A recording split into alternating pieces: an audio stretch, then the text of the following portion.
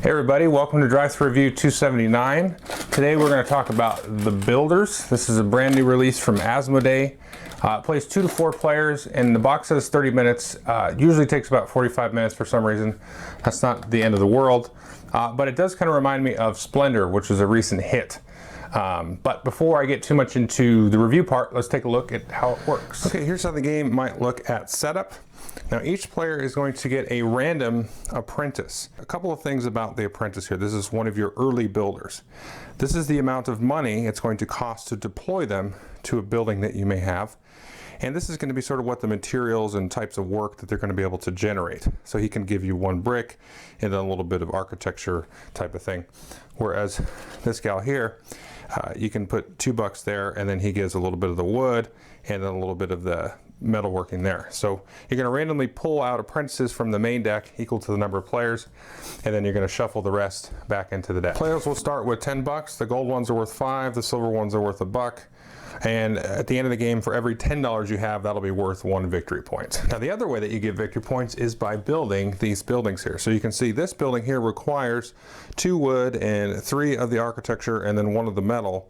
And then it's going to give you $12 when you build it, and then you're going to flip it over and you're going to get 3 points. Now the game is going to be played when somebody hits 17 points or more from just buildings. And then you're going to play an equal number of turns. You'll give this little design type of looking card to somebody. That'll mark them as the start player, and you make sure everybody has an equal number of turns. And then the game end will trigger once somebody hits 17 points. So what are the actions that you can do on a turn? Well, on your turn you always get 3 actions, but, and this is really the trick of the game, is for $5 you can spend and get more actions as much as you want. So the first action you might do is to start a construction. You go ahead and just take a building here, you're going to put it in front of you, and then you're basically going to be starting to build that. Then you replenish that. So you could take that and you could do that 3 times. If you wanted to get 3 buildings out, get yourself some options to start the game and be going along that way.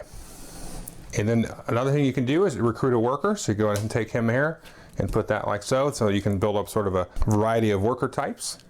So you can see you got masters and craftsmen, apprentices and things like that. And then there's 2 more action types that you can do, but they cost a varying amount of actions. So what you might do is send a worker to a building to start working on the building. So you can see if we sent this guy here, a couple of things are going to happen. We're going to pay $5 to the bank, but now he has generated enough wood to help with the building, almost enough of the design, and then he doesn't have any of the metalworking there. Now if I wanted to send this apprentice here to that same building on the same turn, she's going to cost $2 or 2 actions, excuse me, to send. So this guy, that'll be 1 action, but if I go send somebody else to the same building, that's going to cost me 2 more actions. So pretend I took this building, that was 1 action, sent him, that's another action, so I've got 1 action left. So to send this person here, that's going to cost me 2 more actions. Well, I only have 3 actions on a turn, so I've got to have an extra $5 to buy that extra action because it's going to spill over. And then if I were to for some reason send this person there, again you've also got to pay the the payment, but that's going to cost me 3 actions to send a 3rd worker and 4 actions to send a 4th worker. So it's feasible that you maybe will build some of these buildings that give you a lot of money but not a lot of points, or something like that, so that you have extra money to send in a whole mass of workers all at once to really kind of quicken the pace of the game. Finally, the last action you can do is take coins. So for 1 action you can take 1 coin, but for 2 actions you can take 3 coins, and for 3 actions you can take 6. So if you eat up more actions, you get a little bit better return on what you invest and how much money you're going to get. Now in addition to building buildings for points and coin, some of these are going to be machines. So you can see here this is a circular saw. It's going to generate for you 2 wood. So after you build this, you can flip it over and then you can send it to a building. It's not going to cost you any coins to send it, but it will cost you actions. And then it's kind of like you have a little free generation of wood. And that's pretty much the game. You're going to be drafting workers, drafting buildings, trying to chain them up a little bit so that you get different combinations of generating money versus points versus generating machines and all kinds of stuff like that. Pretty simple.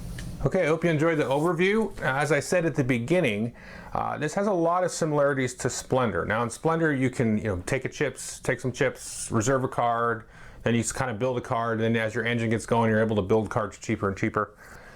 This has a lot of similarities like that, where you can take an action to, take some coins, or maybe you blow your whole turn and take 6 coins. And it's got the whole idea of reserving, workers and buildings that you can build. So that's kind of where the similarities stop. Now this has a really cool idea with the whole how you can turn money into more actions. But again, at the end of the game, every 10 bucks is going to be worth a point. So you don't want to be too, willy-nilly with that. But it's a very simple game. It takes supposedly 30 minutes, but for some reason we seem to hit a lot of analysis paralysis with the thing, because you kind of want to take certain workers and buildings from other people. Like, oh, he can build that super easy, so I might as well take it. So you maybe just take it to take it, but you also want to try to build it as well. You don't want to waste your actions.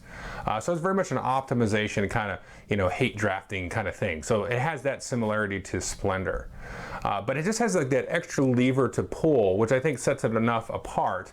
And it comes in a small enough box for me, honestly, that I'm just going to keep it because it's really fun, and it really feels like Splendor.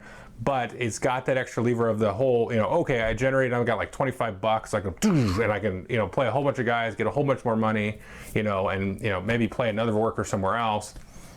So that's pretty cool. I like that aspect of it. It just feels like a little bit more of an engine is cruising along underneath Splendor. Now it misses some of the purity and some of the wonky marketplace stuff that makes Splendor really, kind of in its own arena, I guess you could say. But I think folks will really like this. It works very well, and I would definitely take a look at it, especially if you like Splendor and, like me, have played the thing to death. This is a nice sort of different, take on that sort of purely streamlined, filler optimization mechanics. So anyway, that is the Builders. Thanks. Take a look.